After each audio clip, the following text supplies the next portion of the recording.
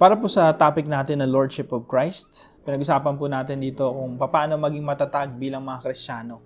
Paano maging matatag na mga tagasunod ng ating Panginoong Jesucristo.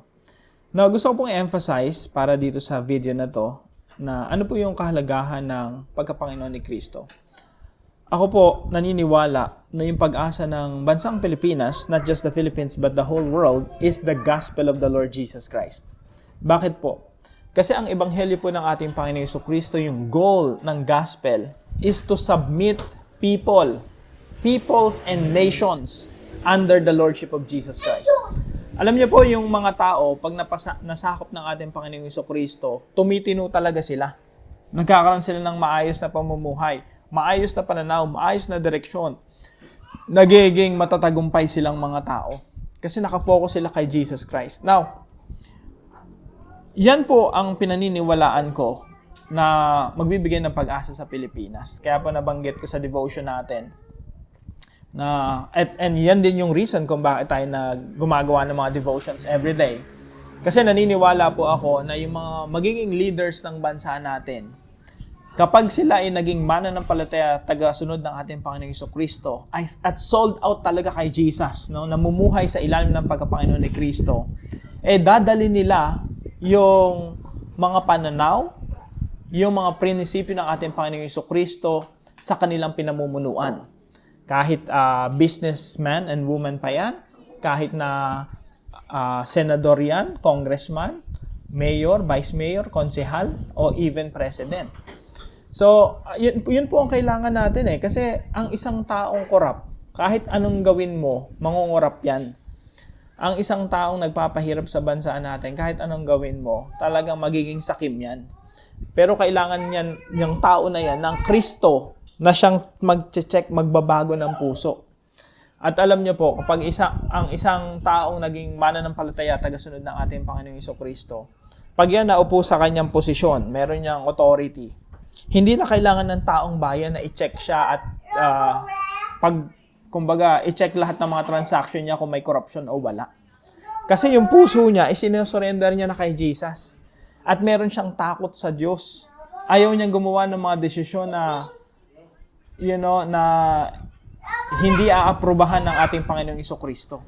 Sa makatuwid, yung Lordship of Christ, yung pagkapanginoon ni Kristo, pag yan na-i-apply sa buhay ng isang tao, at yung isang tao na yan ay humawak ng isang authority, position, naging person in authority yan, magiging matino yan. Kasi may 24/7 conscious sa sarili niya na binabantayan siya ni Kristo. Hindi na kailangan ng taong bayan, hindi na kailangan ng mga checks and balances, hindi na kailangan ng mga mag-o-audit sa kanya. Siya na mismo ang magpapakatino. Dahil alam niya, si Kristo kasama niya, katabi niya.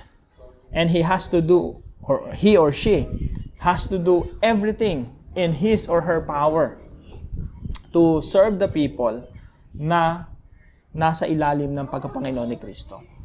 Kaya mga kapatid, wag po tayong magsawa sa pagbabahagi ng ebanghelyo. Yan po ang pag-asa ng bansa natin.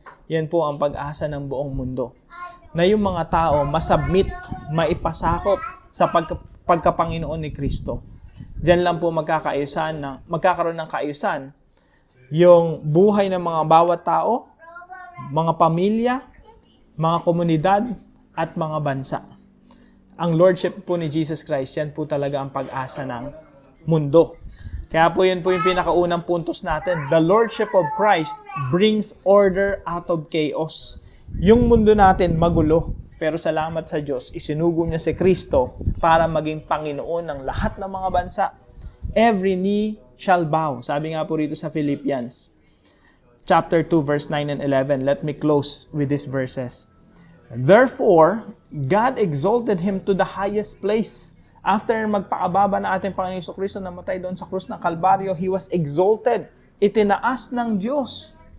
And gave Him the name that is above every name, that at the name of Jesus, every knee should bow, in heaven and on earth and under the earth, and every tongue acknowledge that Jesus Christ is Lord, to the glory of God the Father. I hope dumami yung mga taong magsasabing Jesus is Lord. Not money, not people, not position, not power. Jesus is Lord. At nawa, dumami ng dumami yung mga taong tumatanggi sa korupsyon, tumatanggi sa kasamaan.